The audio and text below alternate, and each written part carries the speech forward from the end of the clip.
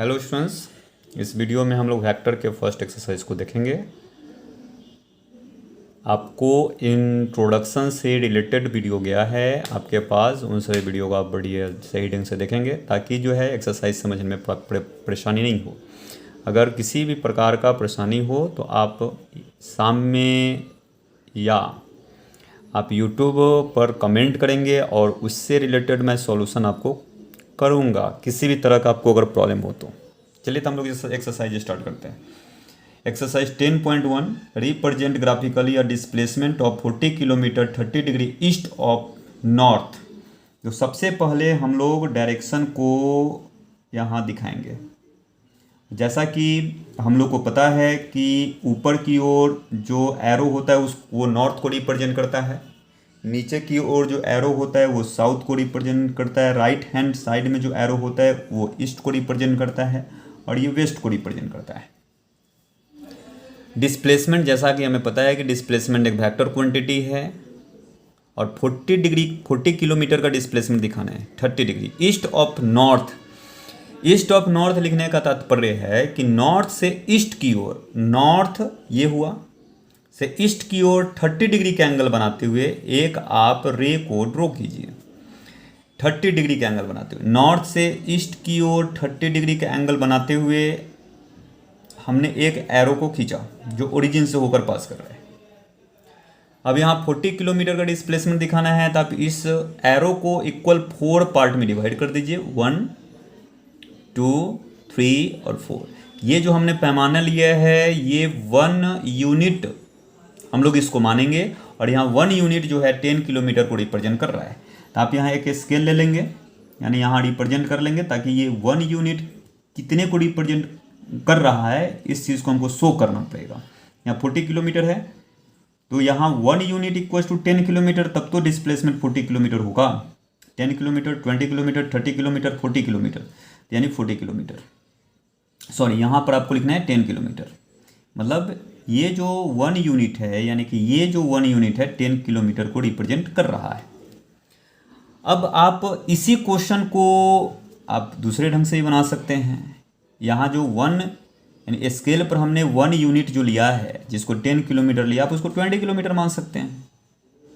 अगर इसी को 20 किलोमीटर मानेंगे तो इसको 2 इक्वल पार्ट में हमने डिवाइड किया। ये जो 1 यूनिट है ये आपको 20 किलोमीटर को रिप्रेजेंट करेगा, तब तो टोटल डिस्प्लेसमेंट 40 किलोमीटर होगा। यानी ऑन दैट केस आपको यहाँ जो स्केल आप रिप्रेजेंट करोगे वहाँ स्केल पर 20 किलोमीटर लिखना पड़ेगा, ताकि ये समझ में आएगा कि ये जो आपको 1 यूनिट हमने लिखा है या बनाया है फिगर में वो 20 किलोमीटर का रिप्रेजेंट कर रहा है। तो आप किसी भी तरह से आप क्वेश्चंस को बना सकते हैं, वो आपके ऊपर निर्भर करता है। चलिए next question, classify the following measures as scalars and vector. यानी स्केलर क्वांटिटी है या वेक्टर क्वांटिटी है, इस बात को आपको बताना है। 10 kg। और बात करते हैं कि जैसा कि हमें पता है कि वेक्टर क्वांटिटी का मतलब होता क्या है, तो जो वैसा क्वांटिटी जिसमें डायरेक्शन के मैग्नीट्यूड के साथ साथ डायरेक्शन की भी आवश्यकता पड़े, या यूँ कह सकते हैं कि जिस फिजिकल क्वांटिटी को रिप्रेजेंट करने के लिए मैग्नीट्यूड के अलावा डायरेक्शन की भी आवश्यकता हो तो उस क्वांटिटी को हम वेक्टर क्वांटिटी कहते हैं। और जिसको रिप्रेजेंट करने के लिए सिर्फ मैग्नीट्यूड की आवश्यकता हो उसको हम लोग बोलते हैं स्केलर क्वांटिटी। तो 10 kg है, किलोग्राम, तो 10 किलोग्राम आपको रिप्रेजेंट कर रहा है ओनली मैग्नीट्यूड को। और इस मान के चलिए कि आप किसी भी वस्तु को अगर आप कोई चीज़ खरीदें या पोटैटो खरीदें, 10 kg है तो पूरा आपको वो रिप्रेजेंट हो रहा है कि यहाँ वहाँ जो वेट है वो केजी में हम लोग मेजर कर रहे हैं, तो वेट को हम लोग पूरा डिफाइन कर रहे हैं। यानी ये जो क्वांटिटी है आपको स्केलर क्वांटिटी है। तो इस प्रकार से आप यहाँ स्केलर लिख सकते हैं, हम एस लिख कर छोड़ दिए हैं आप, ये जो हो गया आपको स्केलर क्वांटिटी हो गया। यानी 10 kg स्केलर क्वांटिटी को रिप्रेजेंट कर रहा है। 2 मीटर्स नॉर्थ ऑफ ईस्ट। अब देखो यहाँ मीटर के साथ साथ एक और चीज़ दिया है, यानी कि ये जो 2 मीटर दिया है आपको, ये मैग्नीट्यूड हो गया, साथ साथ इसके साथ साथ डायरेक्शन भी दिया है। इसका तात्पर्य हो गया कि 2 मीटर्स नॉर्थ ईस्ट जो दिया है ये वेक्टर क्वांटिटी हो गया, क्योंकि मैग्नीट्यूड के अतिरिक्त आपको यहाँ डायरेक्शन भी है। 40 डिग्री ये एंगल को रिप्रेजेंट कर रहा है, और यहाँ डायरेक्शन का कोई मतलब नहीं है, सो ये भी एक आपको वेक्टर नहीं स्केलर क्वांटिटी को रिप्रेजेंट कर रहा है। 40 वाट स्केलर क्वांटिटी को रिप्रेजेंट कर रहे हैं। 10⁻⁻19 कूलम स्केलर क्वांटिटी को रिप्रेजेंट कर रहा है। 20 मीटर पर सेकेंड स्क्वायर, ये मीटर पर सेकेंड स्क्वायर वेलोसिटी का जो है यूनिट होता है, और वेलोसिटी जो होता है वेक्टर क्वांटिटी होता है, तो इसलिए ये वेक्टर क्वांटिटी होगा। चलिए नेक्स्ट में हम लोग देखते हैं, classify the following as a scalar of vector quantity. अब फिर हम लोग को वही बात करना है, द टाइम पीरियड जो होता है स्केलर क्वांटिटी होता है। उसके बाद जो हम लोग देख रहे हैं डिस्टेंस भी स्केलर क्वांटिटी होता है, फोर्स वेक्टर क्वांटिटी होता है, वेलोसिटी वेक्टर क्वांटिटी होता है, वर्क डन जो स्केलर क्वांटिटी होता है। अब यहाँ पर लिखा है नेक्स्ट क्वेश्चन, इन फिगर 10.6 यानी कि एक फिगर होगा जिसमें आइडेंटिफाई करना है कि कुछ वेक्टर दिए गए हैं, टाइप्स ऑफ वेक्टर देखे होंगे, तो उसमें कौन उस वेक्टर को रिप्रेजेंट कर रहा है फिगर में, उस बात को लिखना है। तो चलिए हम लोग देखते हैं।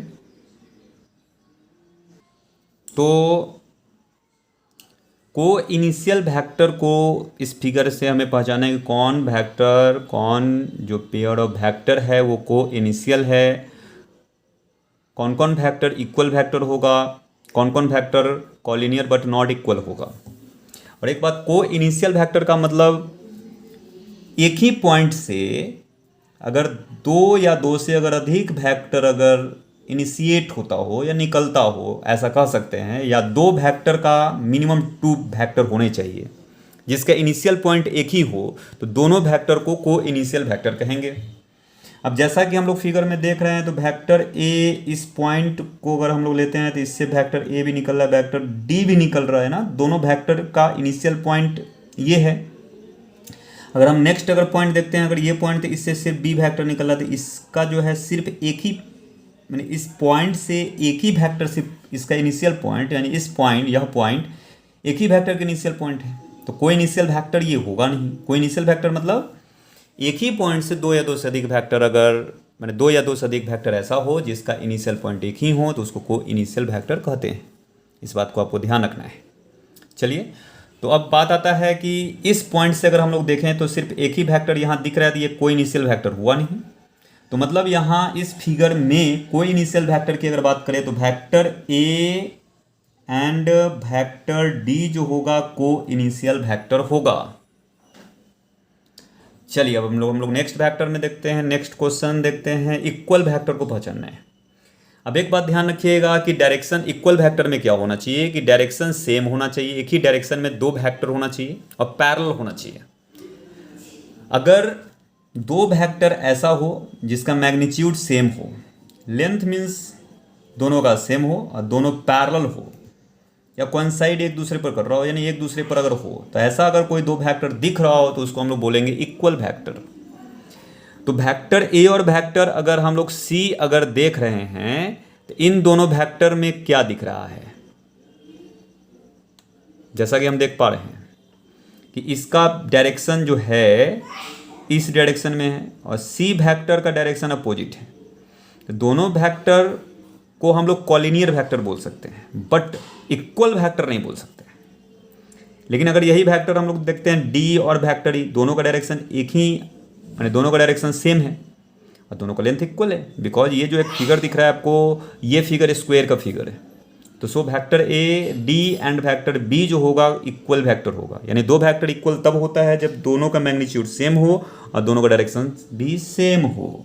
मीन्स इस फिगर के accordingly vector D and vector B जो होगा आपको इक्वल वेक्टर होगा। चलिए कॉलिनियर वेक्टर, अब देखो यहाँ डी वेक्टर और वेक्टर बी कॉलिनियर वेक्टर होगा, वेक्टर ए और वेक्टर सी भी कॉलिनियर वेक्टर है। लेकिन एक चीज़ यहाँ लिखा है बट नॉट इक्वल, इक्वल नहीं होना चाहिए।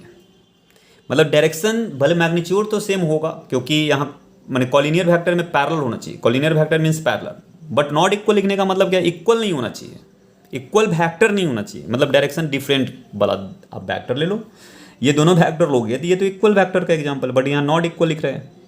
हाँ यही रहता क्वेश्चन में, collinear but equal vector, but equal, तो ऑन दैट टाइम आप डी और बी लेते हैं।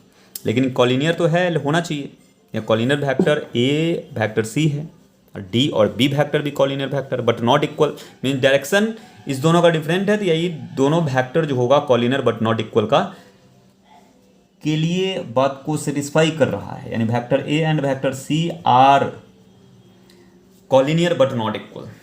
चलिए हम लोग नेक्स्ट क्वेश्चंस में देखते हैं। अब यहाँ answer the following as true और फॉल्स, यानी जो लिखा है वो ट्रू है या फॉल्स है, इस बात को आपको बताना है।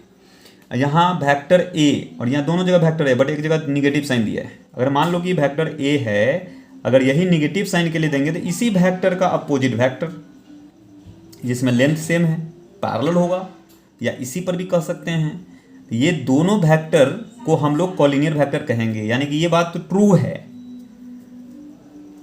अब two collinear vectors are always equal in magnitude. देखिए, अगर दो वेक्टर कोई आवश्यक नहीं है, कोई जरूरी नहीं है कि दो अगर कॉलिनियर वेक्टर है तो वो इक्वल ही होगा इन मैग्नीट्यूड में इक्वल हो। अगर एक वेक्टर ए है तो दूसरा वेक्टर हमने बी लिया, ये दोनों कॉलिनियर वेक्टर है, बट अगर हम लोग मैग्नीट्यूड की बात करें तो दोनों का मैग्नीट्यूड सेम नहीं है। सो अगर two vectors are always equal in magnitude अगर कह रहा है तो ये स्टेटमेंट गलत है, फॉल्स है, यानी कि मैग्नीट्यूड इक्वल नहीं भी हो सकता है, यानी कि ये false. Two vector having same magnitude, अगर दो वेक्टर हैविंग सेम मैग्नीट्यूड और कॉलिनियर, अगर दो वेक्टर का मैग्नीट्यूड सेम है तो क्या वो कॉलिनियर होगा? तो वेक्टर ए हमने ले लिया, चलो इसका लेंथ अगर हमने 10 सेंटीमीटर ले लिया, चलो एक और वेक्टर हम लिए, इसका लेंथ ले लिया 10 सेंटीमीटर, वेक्टर बी है, बट ये दोनों वेक्टर कॉलिनियर नहीं है।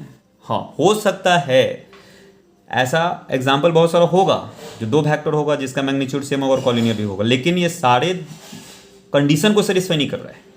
कि दो ऐसा भी वेक्टर हो सकता है जो मैग्नीट्यूड में सेम हो बट कॉलिनियर नहीं हो, तो ये स्टेटमेंट सही नहीं है, यानी कि ये आपको फॉल्स स्टेटमेंट है। अब इस एक्सरसाइज का last question, two collinear vectors having same magnitude, कोई दो कॉलिनियर अगर वेक्टर है तो उसका मैग्नीट्यूड सेम होता है, आर इक्वल। अगर कोई दो कॉलिनियर वेक्टर है जिसका मैग्नीट्यूड अगर सेम है तो उसको हम लोग इक्वल वेक्टर कहते हैं। चलिए एक चीज हम लोग देखते हैं, इसको एग्जांपल समझते हैं। ठीक है, दो कॉलिनियर वेक्टर मीन्स यहाँ इस तरह का दो वेक्टर होना चाहिए, ये दोनों कॉलिनियर वेक्टर है।